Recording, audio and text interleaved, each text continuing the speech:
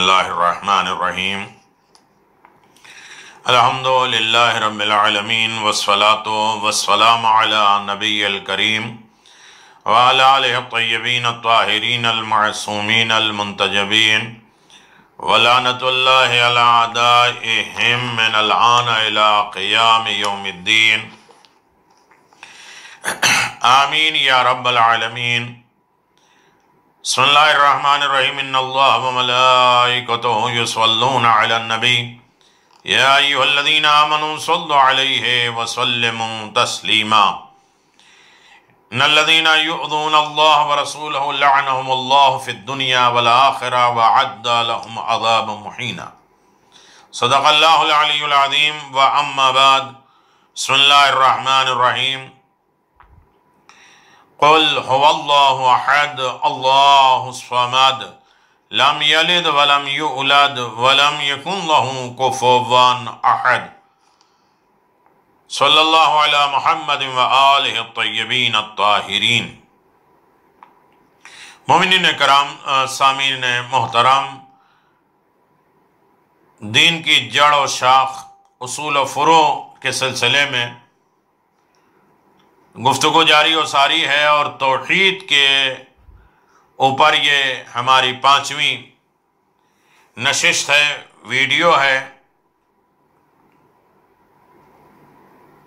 और इन तमाम चीज़ों को मैं आपकी खिदमत में क़द्र वज़ाहत से बयान की है। अब तौहीद के नतीजे, तौहीद परस्त इंसान हो जाए, अल्लाह को वाहिद और यकता मानने लगे, तो उसका नतीजा क्या होता है, उसके असरात क्या होते हैं इंसान की ज़िंदगी में। पहला असर मैंने आपकी खिदमत में बयान किया है कि इंसान जो है वो अशरफ तरीन मखलूक है और इस अशरफियत की वजह से इंसान की फ़िक्र जो है वो बुलंद हो गई है कि वो अपने से ऊपर के सामने झुकेगा, अपने से नीचे पस्त नहीं। इसलिए कि इंसान अशरफ तरीन मखलूक है, तो सारी मखलूक से वो आला है, अफजल है, तो अपने से नीचे पास चीज़ों के सामने वो नहीं झुकेगा, उसकी इताअत, उसकी इबादत नहीं करेगा। ये फ़िक्र बुलंद हो जाती है तौहीद परस्ती से। दूसरा इम्तियाज़ और नतीजा और असरात ये होते हैं कि खालिक और मखलूक के दरमियान में फ़र्क पैदा हो जाता है कि बनाने वाला कौन है, बनने वाला कौन। इंसान की एक फितरत कमज़ोरी ये भी है कि वो खालिक और मखलूक के फ़र्क से भी गाफिल हो जाता है कि दोनों में फ़र्क क्या है, खालिक और मखलूक के दरमियान में क्या फ़र्क पाया जाता है। और कभी मखलूक़ात जो बनी हुई चीज़ हैं, मखलूक़ात को खालिक का दर्जा दे देती है। मखलूक है, बनी हुई है चीज़ें, लेकिन उसे मानता कैसे कि वो खालिक है। और कभी खालिक को मखलूक की सिफत में ला के खड़ा कर देता है। दुनिया के मजहब में यही दोनों कमजोरियां पाई जाती है। बाज मज़ाहिब में बाद मजहब के मखलूक़ात को खुदा तस्लीम करके उन्हें खालिक का दर्जा दे दिया है। जैसे कि एक धर्म में, एक मजहब में पत्थर, दरख्त, दीगर जानवरों वगैरह को खालिक की मंजिल पर आ गए हैं कि वो पैदा करने वाला हमारा मखलूक है, हम मखलूक हैं, वो खालिक है। सितारे परस्तों में सितारा इस दर्जे के मालिक हो गए। ईसाइयों ने हजरत ईसा को ये दर्जा दे दिया कि वो उन्हें खालिक मानने लगे, जबकि जनाब ईसा सितारे, ये पत्थर, दरख्त, गाय, दुनिया भर की सारी मखलूक खालिक नहीं है, मखलूक है।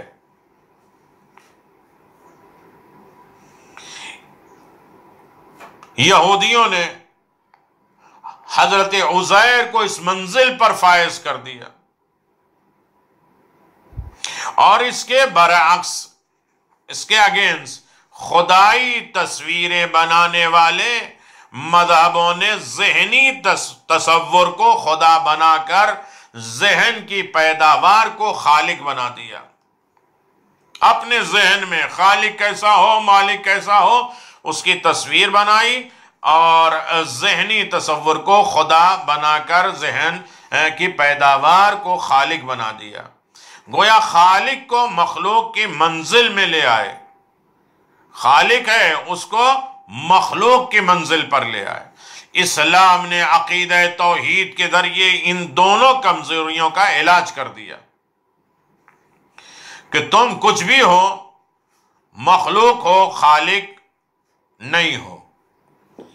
یہ اسلام ایک اہم ترین مذہب ہے کہ جس نے ان تمام چیزوں کی خرابیوں کو دنیا کے سامنے پیش کر دیا ہے. اس نے ایک طرف مخلوقات کو خدائی کا انکار کر کے مخلوق کو خالق بنانے سے روکا. اسلام کیا کہتا ہے کہ مخلوقات جو پیدا ہوئی ہیں ان کی خدائی کا انکار کیا جائے، انہیں خدا نہ مانا جائے، اور مخلوق کو خالق بنانے سے روک دیا. دوسری طرف خدا کو ذہنوں اور عقلوں سے بالا تر قرار دیا. جو ذہن اور عقل میں نہیں آ سکتا وہی خدا ہے. خالق کے ذہنی مخلوق بننے کا انکار کیا ہے، جیسے کہ امام جعفر صادق علیہ السلام نے ارشاد فرمایا، تمہارا دقیق ترین ذہنی تصور بھی تمہارے ذہن کی پیداوار ہے. جو تم سوچ رہے ہو وہ بھی مخلوق ہے. جو تصور اور پکچر بنا رہے اپنے ذہن میں وہ بھی مخلوق ہے، اور مخلوق خالق نہیں ہے اور وہ خدا نہیں ہو سکتا. خدا ذہنوں کو پیدا کرنے والا ہے، ذہن میں آنے والا نہیں ہے. ذہنی پیداوار کا نام خدا نہیں ہے. خدا ذہنوں کو بھی پیدا کرتا ہے. اور اس طرح عقیدہ توحید نے خالق اور مخلوق کے فرق کو سمجھنے کی دعوت دی ہے اور انسان کو بہت بڑی جہالت اور فکری کمزوری سے بچا لیا ہے. اللہ تبارک و تعالی کے نام صفات کی معرفت ہمیں اس بات کا علم ہے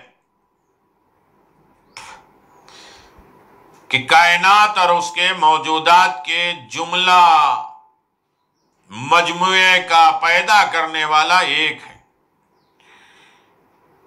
اب ہم یہ معلوم کرنا چاہتے ہیں کہ اس خالق کی صفات اور کوالٹی کیا ہے، اچھائیاں اور خصوصیت کیا ہے.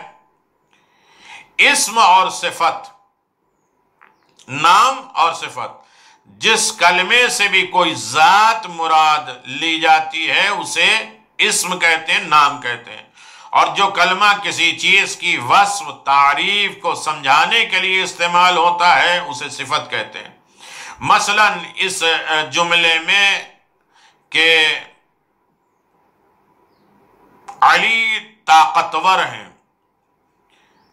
تو علی اسم ہے اور طاقتور یہ صفت ہے.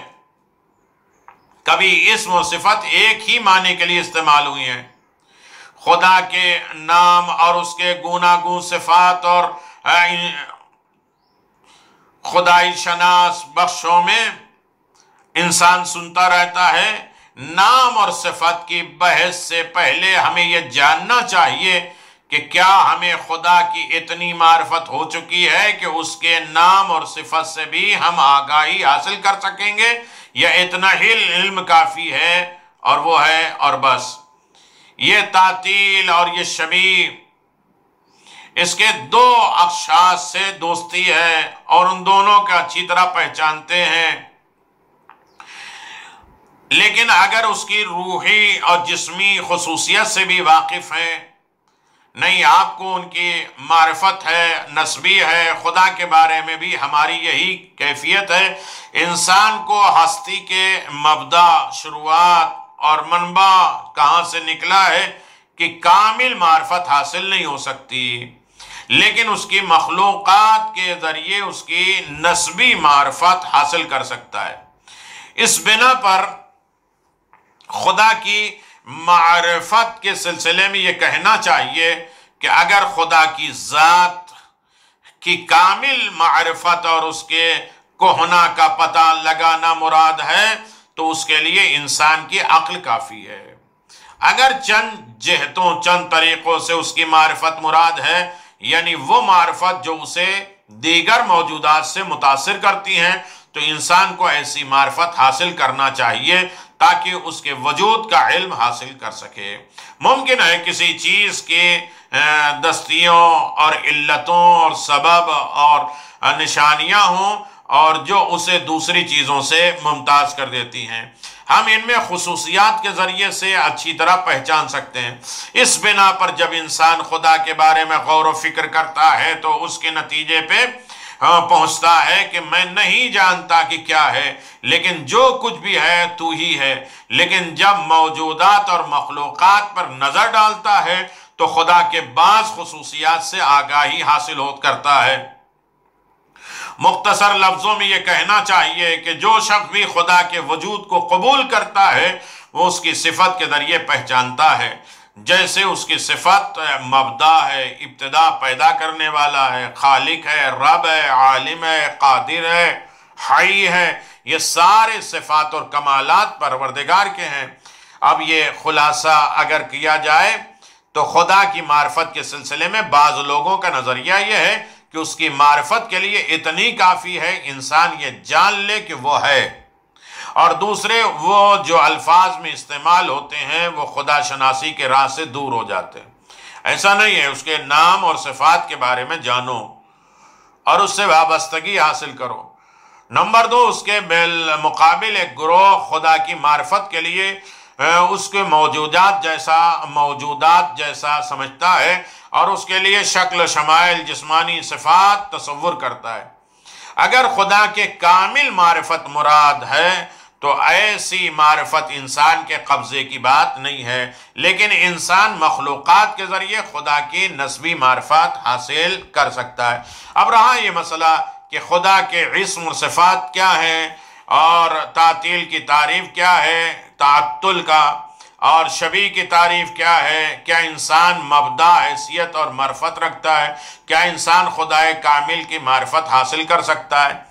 अब रहा मसला कि कुरान में अल्लाह तबारक व तआला ने जो अपने अस्मा, अपने नाम और सिफत बयान की है वो क्या है। कुरान मजीद में खुदा के जो नाम हैं, सिफात हैं, हम कह चुके हैं कि इंसान इब्तदाई हैसियत के कामिल मार्फत हासिल नहीं कर सकता, लेकिन उसके मखलूक़ात को देखकर, यानी जो इब्तिदा है कौन बताएगा कब से है, ये हमारी मजबूरी है, लेकिन उसकी तमाम मखलूक़ात का मुशाहिदा करके हम उसकी निस्बत मार्फत हासिल कर सकते हैं कि कोई है और जो निज़ाम को चला रहा है।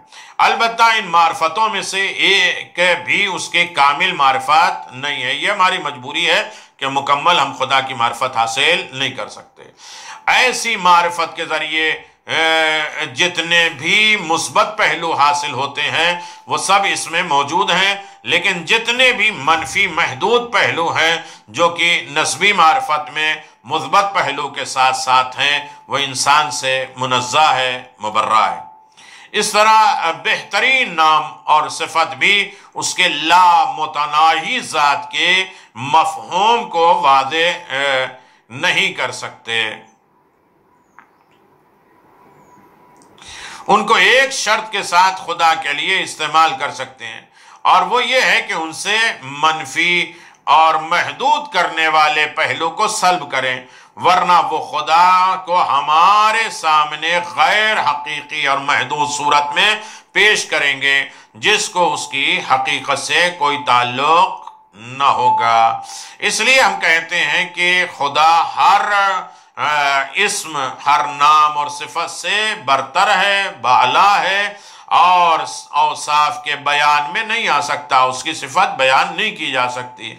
और उसकी मारिफत की बुलंद तरीन दर्जा ये है कि उसको हम मारिफत से बरतर जाने। کمال التوحید والاخلاص لہو و کمال اخلاص لہو نفی عن الصفات عنہ۔ نہج البلاغہ میں پہلا خطبہ اس کی توحید کا کمال یہ ہے، اس کی یکتا وحدانیت کا کمال یہ ہے کہ ہم اسے خالص اور مطلق جانیں، اور اسے خالق جاننے کا کمال یہ ہے کہ اس سے صفتوں کی نفی کریں، تمام صفتوں کے ذریعے نہیں۔ یہ الگ بات ہے کہ اس کی صفت جو ہے وہی نام ہے، وہی نام ہے، وہی اس کی ذات ہے۔ صفت اور ذات الگ نہیں ہے، جیسے ہماری طرح ہمارے نام الگ ہے، صفت کوالٹی الگ ہے۔ اس بنا پر اہم بات یہ ہے کہ جو اسم اور صفت، جو نام اور اچھائی بھی ہم خدا کے لیے استعمال کریں، اس میں منفی پہلو مائنس پہلو بھی نہ ہو، اس کے کمالات مطلق ہونے کے موافق ہیں۔ وَلِلَّهِ الْأَسْمَاءُ الْحُسْنَى فَادْعُوا بِهَا اَذَرُوا الَّذِينَ يَلْعَدُونَ فِي أَسْمَائِهِ سَيَجِدُونَ مَا كَانُوا يَعْمَلُونَ۔ سورہ اعراف 180 نمبر۔ خدا کے لیے اسماء حسنہ، خدا کے نام، اچھے نام پر اس کے ذریعے اسے پکارو، اور ان لوگوں کو چھوڑ دو جو ان کے نام میں الحاد کرتے ہیں، ملحق کرتے ہیں، ملا دیتے ہیں خدا کے نام میں، وہ اپنے لیے بہت جلد پھل پائے گا۔ پس ان بہترین اسماء حسنہ سے جس کے ذریعے چاہو خدا کو پکارو، خدا اس کے ذریعے یا اس کا ذریعہ ہے۔ قُلْ عَدُوُ اللَّهَ وَعَدُوُ الرَّحْمَانِ یا من ما تدعون فلہ الاسماء الحسنى۔ بنی اسرائیل 110۔ اے رسول کہہ دیجئے کہ تم اسے اللہ کے نام سے یاد کرو یا رحمان کے نام سے پکارو، جس نام سے چاہو پکارو، کوئی حرج نہیں ہے، کیونکہ اس کے لیے اسماء حسنہ ہے۔ تو یہ کمال ہے، جو اس کا نام ہے وہی اس کی صفت ہے، جو صفت ہے وہی اس کا نام ہے۔ اللہ کہہ کے بلاؤ تو بھی صحیح ہے، اور رحمان کہہ کے بلاؤ تو بھی صحیح ہے۔ تو میرے عزیزو، تو یہ جان لینا چاہیے کہ قرآن مجید میں ارشاد ہے وَلِلَّهِ الْأَسْمَاءُ الْحُسْنَى، خدا کے لیے اسماء حسنہ ہے، یعنی جس نیکی اور جلوہ کمال کے بارے میں تم سوچ سکتے ہو اس سے بلند ترین مرتبہ خدا کا ہے۔ اور ان اللہ علی کل شیء قدیر، بے شک خدا ہر چیز پر قادر رکھتا ہے، قدرت رکھتا ہے۔ علم بھی ایک کمال ہے، اور خدا سب سے بڑا عالم ہے، وہ ہر آشکار اور چھپی ہوئی ظاہر چیزوں سے باخبر ہے۔ ان اللہ بکل شیء علیم، بے شک خدا تمام چیزوں کا جاننے والا ہے۔ مہربانی اور محبت اختیار کرنا بھی کمال ہے۔ خدا رحمان ہے، رحیم ہے، اور سب سے بڑا شفیق ہے اور ارحم الراحمین ہے۔ خدا کی پاکیزگی، خداوند عالم کے پاس ہر کمال کا بلند ترین مرتبہ ہے، وہ ہر نقص اور عیب سے پاک ہے، ہر نماز، ہر نیاز، ہر ضرورت، ہر احتیاج سے منزہ ہے۔ وہ مطلق طور پر بے نیاز ہے، بیٹے سے بے نیاز ہے، زمان اور مکان سے مستغنی ہے، ہماری اطاعت اور ہماری عبادت تمام چیزوں سے مستغنی ہے، ہماری عبادت اور ہماری اطاعت کی اسے ضرورت نہیں ہے۔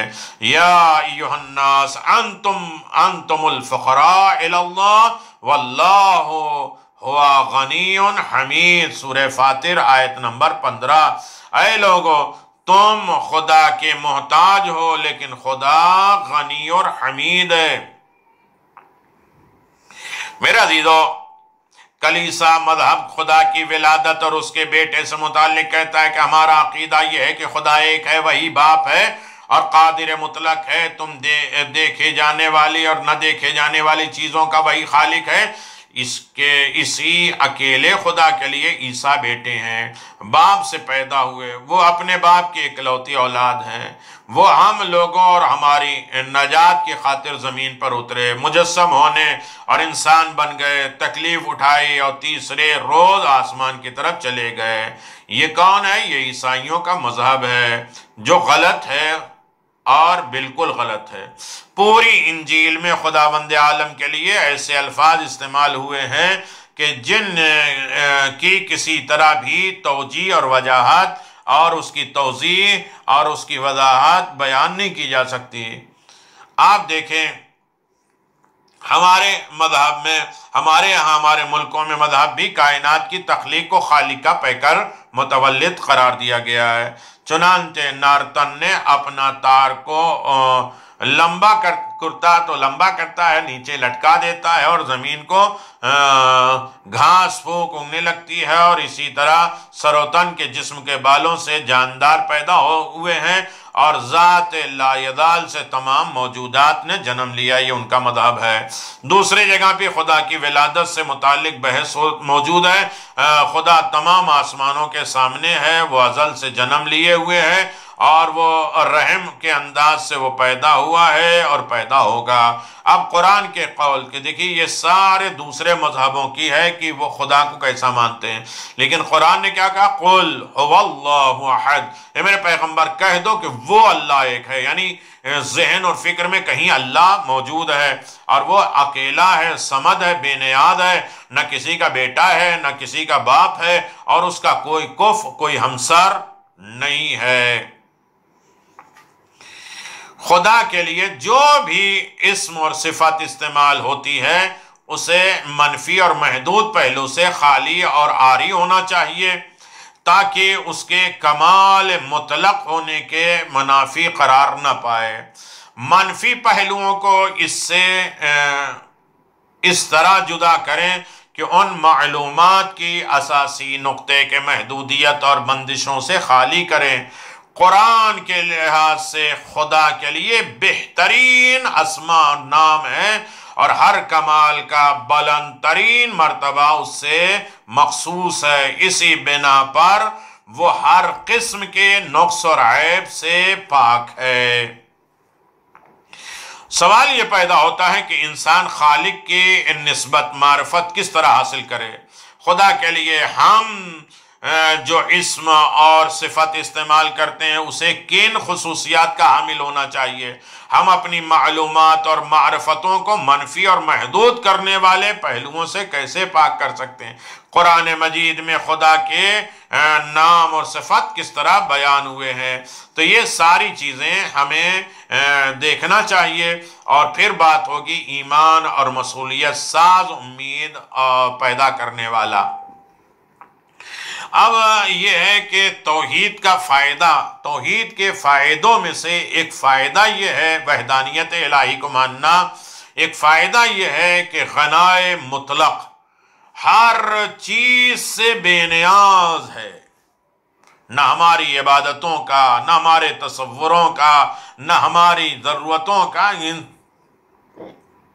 فلسفی میں اہل فلسفہ نے اس نقطے کو ایکسپٹ کیا ہے، اعتراف کیا ہے کہ دو خداؤں کا تصور خداؤں کو بھی محتاج کی صفت میں لا کے کھڑا کر دے۔ دو خدا ہوتے تو ایک دوسرے کے محتاج ہوتے، فلسفہ نے بھی بیان کیا، اور دو خداؤں میں یقیناً ایک شے مشترک ہوتی، ایک چیز دونوں میں پائی جاتی، اور ایک شے امتیازی ہوتی جو ایک میں پائی جاتی دوسرے میں نہیں پائی جاتی، جس کی بنا پر انہیں ایک دوسرے کا کہا جاتا، انہیں دو کہا جاتا اور ایک دوسرے کی ضرورت پڑتی، ورنہ دونوں ایک ہو جائیں دوئی کا تصور ہی ختم ہو جائے گا۔ جب کوئی شے جو کوئی چیز دو اجزاء سے، دو چیزوں سے ملا کے ہوتی ہے تو اپنے اجزاء کی محتاج ہوتی ہے، اور محتاج خدائی کرنے کے قابل نہیں ہوتا ہے۔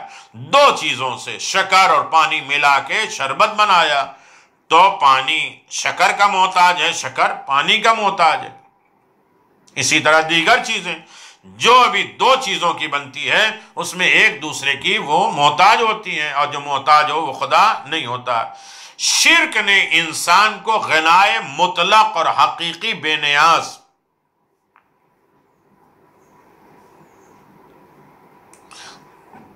کی تصور سے محروم کر دیا، اور اس کی نظر میں خدا بھی کئی اجزاء کے محتاج کا نام ہے۔ خدا بہت سی چیزوں کے ضرورت پڑتی ہے، اس کا احتیاج ہے، یہ لوگ وہ کہتے ہیں۔ مالک بے نیازی کا نام نہیں ہے، اور ظاہر ہے کہ جب خدا ہی محتاج ہو جائے گا تو بندوں میں کائنات سے بے نیازی کی فکر کیسے پیدا ہوگی؟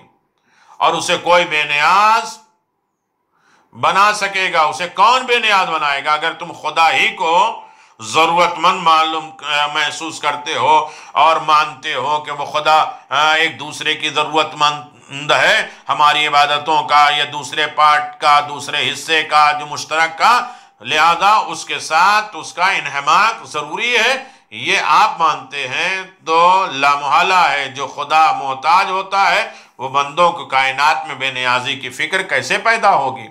اور اسے کون بے نیاز بنا سکے گا؟ یہ انسان سوچ نہیں سکتا۔ نتیجہ یہ ہوگا کہ انسان فطری طور پر گداگر ہو جائے، مالدار ہو جائے، غنی ہو جائے گا، اور اسے بھی اپنے کمال ہی میں تصور کرنے لگے گا۔ انسان کو کسی کی ضرورت نہیں ہو، جو سوچے گا اسی میں وہ سوچے گا ہم اعلیٰ ہیں، ہم غنی ہیں، ہمیں کسی کی ضرورت نہیں ہے، اور اپنے کمال کو، اپنے تصور ہی کو کمال کرنے لگے گا۔ اسی لیے گدائی خداؤں میں بھی پائی جاتی ہے، گدائی خدائی میں بھی پائی جاتی ہے، اور وہ بھی اجزاء کی بھیک لے کر خدا بنا ہے۔ اگر یہ کہا جائے کہ ایک دوسرے کی ضرورت ہے تو گدائی، فقیر، خدا بھی معاذ اللہ ایک دوسرے سے لے کے فقیری کرے گا، یہ تصور پیدا ہو جائے گا جو ناممکن ہے۔ جو محتاج ہو وہ خدا نہیں ہوتا۔ لیکن اسلام کا عقیدہ توحید اس سے کہیں زیادہ بلند تر اور پاکیزہ تر ہے۔ آپ اندازہ لگائیں، اسلام کا جو عقیدہ توحید ہے، اسلام نے جو اللہ کو ایک یکتا بتایا ہے، وہ توحید سے، اس سے کہیں زیادہ بلند اور پاکیزہ ہے۔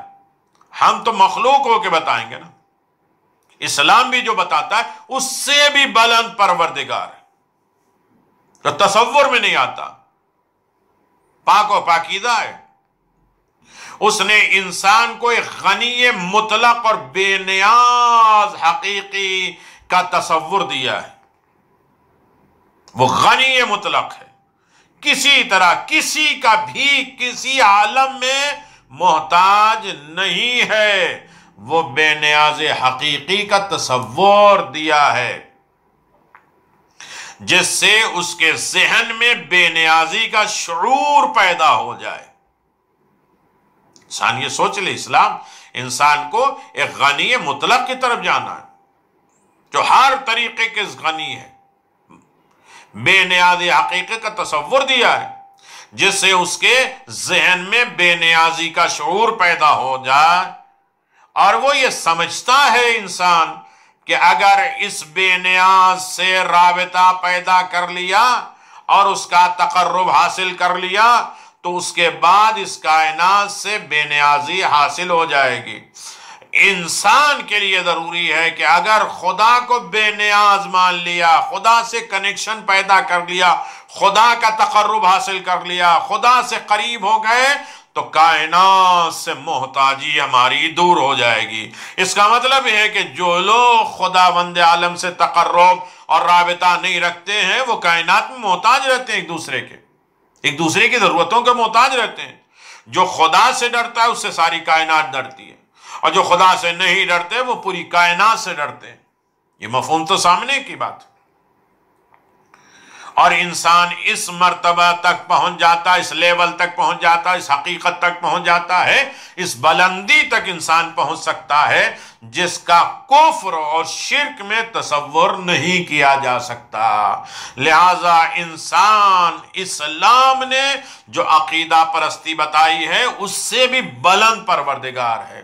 اب انسان کو کرنا یہ ہے کہ وہ غنی مطلق کی اطاعت کرے، بے نیازی اور اللہ بے نیاز ہے، اسے ضرورت نہیں ہے، اور اس کے ذہن میں بے نیازی کا شعور پیدا ہو جائے اور یہ سمجھے کہ اس بے نیاز، اس صمد حقیقی سے اپنا رابطہ جوڑ لے، اس کی بارگاہ میں تقرب حاصل کر لے تو ساری کائنات سے وہ محتاجی سے محفوظ رہتا ہے۔ اور انسان اس مرتبے تک پہنچ جائے تو انسان کے اندر کفر اور شرک کا تصور نہیں پیدا ہوتا ہے۔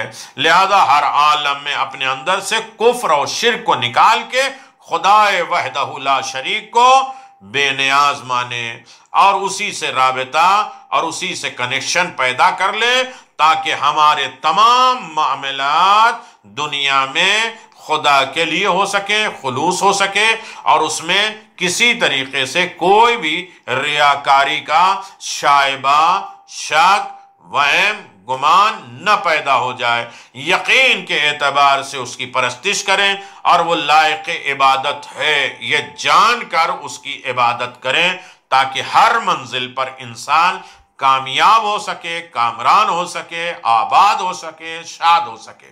انشاءاللہ توحید کے نتیجے اور توحید کے اثرات اور توحید کے بینیفٹ اور توحید کے فائدے کے سلسلے میں آپ حضرات سے گفتگو جاری و ساری ہے، آپ اسے دیکھتے رہیں اور انشاءاللہ اس پر فیڈ بیک جو ہے کرتے رہیں، اور یقیناً یہ کام جاری رہے، اس کے لیے دعا کرتے رہیں۔ وآخر دعوانا ان الحمدللہ رب العالمین وصلی اللہ علی نبی الکریم وعلی آلہ الطیبین الطاہرین۔ اللہم صلی علی محمد وآل محمد وعجل فرج آل محمد۔ السلام علیکم ائمة الہدی ورحمة الله وبركاته۔